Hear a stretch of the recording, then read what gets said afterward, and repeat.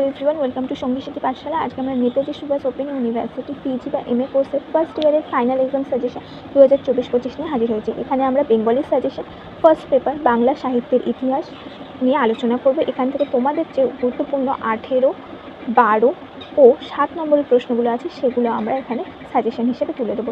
এবং তোমাদেরকে একটা কথা বলে রাখি, তোমাদের যে নেতাজি সুভাষ ওপেন ইউনিভার্সিটি এখানে কিন্তু বিগত বছরে যে প্রশ্নটি এসে গেছিলো সেটি যে এবছর আর আসবে না এমন নয়।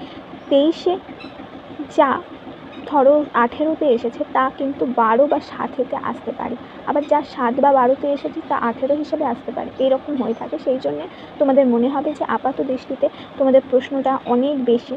আর হ্যাঁ, অবশ্যই বাংলা সাহিত্যের ইতিহাস এটা যথেষ্ট গুরুত্বপূর্ণ একটি পেপার, এবং এই পেপারটা সবসময় একটু বেশি খুঁটিয়ে প্রশ্ন করে থাকে শিক্ষকরা। তো একটু বেশি করে পড়তে হবে তোমাদেরকে। যে প্রশ্নগুলো আছে সেগুলো আমি এখানে বলে দিচ্ছি, তোমরা দেখে নাও। প্রথমে রয়েছে 18 নম্বরের প্রশ্ন, বাংলা সাহিত্যের সামগ্রিক পাঠের যুগ বিভাজন গুরুত্ব। এটি বিষয়ে তোমার বাংলা সাহিত্যের ইতিহাস পাঠের অভিজ্ঞতা। এই যুগ বিভাগ কীভাবে আসে ক্রম পর্যায়ে লেখো। বাংলা সাহিত্যের সামগ্রিক ইতিহাস কীভাবে পাঠ করা উচিত সে বিষয়ে প্রবন্ধ লেখো।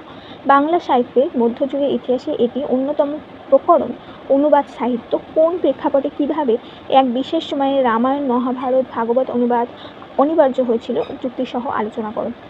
সংক্ষেপে জয়দেব ও তার রচিত গীতগোবিন্দন কাব্যের পরিচয় দাও। বাংলা ভাষায় রচিত না হলেও কেন তার সাহিত্যের ইতিহাসে আলোচিত হয় তার কারণ ব্যাখ্যা করো। প্রশ্নগুলো অবশ্যই খুব গুরুত্বপূর্ণ, এবং তোমাদের যে বাকি প্রশ্নগুলো আমি আর পড়ছি না, তোমাদেরকে দেখিয়ে দিচ্ছি, তোমরা ভালো করে দেখে নেবে এবং এখন থেকে নিজেদের মতো পড়াশোনা শুরু করবে। আশা করি এই প্রশ্নগুলো তোমাদের কাজে আসবে। এখানে একই প্রশ্ন বিভিন্নভাবে বছর বিভিন্ন রূপে এসেছে, তো সেগুলো আমি এখানে উল্লেখ করেছি যাতে তোমাদের সুবিধা হয় এটা বুঝতে যে কী ধরনের প্রশ্নপত্র ইউনিভার্সিটি করে থাকে। আশা করব এগুলো তোমাদের কাজে আসবে। প্রত্যেকটা প্রশ্ন বিভিন্ন বছরে বারবার এসেছে বলে আমি তোমাদের জন্য এখানে উল্লেখ করেছি। এরপরে আমরা 12 নম্বরের প্রশ্নগুলি দেখছি।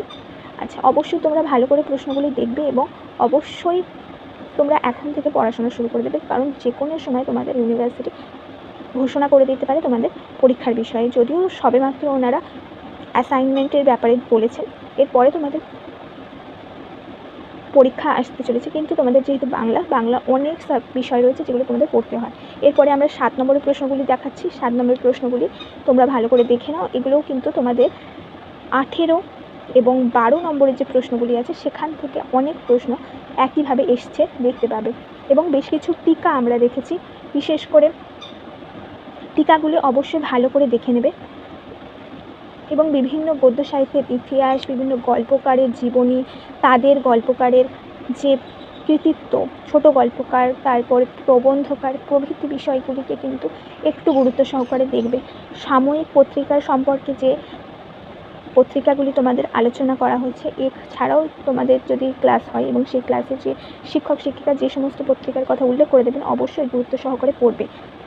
এবং কিছু কিছু তোমাদের গল্প কবিতার বিষয়ে প্রবন্ধ এবং কিছু তোমাদের কবি পরিচিতি আসতে পারে, এবং উপন্যাস বা লেখকের পরিচিতিও আসতে পারে। এছাড়াও তোমাদের কিছু লেখকের লিখিত যে গল্প, সাহিত্য, উপন্যাস সেই বিষয়েও সংক্ষেপে লেখো, টিকা লেখো, এইরকমভাবে আসতে পারে। তো এখানে আমরা তোমাদের জন্য উল্লেখ করে দিলাম কী কী এসেছে এবং কী কী তোমরা পড়তে পারো। খুব গুরুত্বপূর্ণ তোমাদের জন্য যে বিষয়গুলি পরীক্ষায় বারবার এসেছে সেগুলো আমরা এখানে উল্লেখ করেছি। অবশ্যই তোমরা ভালো করে দেখে নেবে এবং অবশ্যই তোমরা এখন থেকে পড়াশোনা শুরু করে দেবে। আশা করব আমাদের এই ভিডিওটা তোমাদের জন্য সাহায্য করবে। তোমরা যদি বলো যে প্রত্যেকটা প্রশ্ন পড়ে দিলে খুব ভালো হয়, তাহলে আমরা পরের বারে প্রত্যেকটা প্রশ্ন পড়ে দেওয়ার চেষ্টা করব। আর যদি বলো যে না, যেমন আমি প্রশ্ন ভিডিওটি দিচ্ছি সেইভাবে দিয়ে দিই তাহলে তোমাদের সুবিধা হয়, তাহলে আমি তাই করব। তো এই ছিল তোমাদের প্রত্যেকটা 18, 12 এই ছিল তোমাদের 18, 12 ও 7 নম্বরের প্রশ্নের সাজেশন বাংলা সাহিত্যের ইতিহাস থেকে। আশা করি ভিডিওটা তোমাদের জন্য উপকৃত হলো, এবং অবশ্যই বন্ধুদের সাথে শেয়ার করে নিও।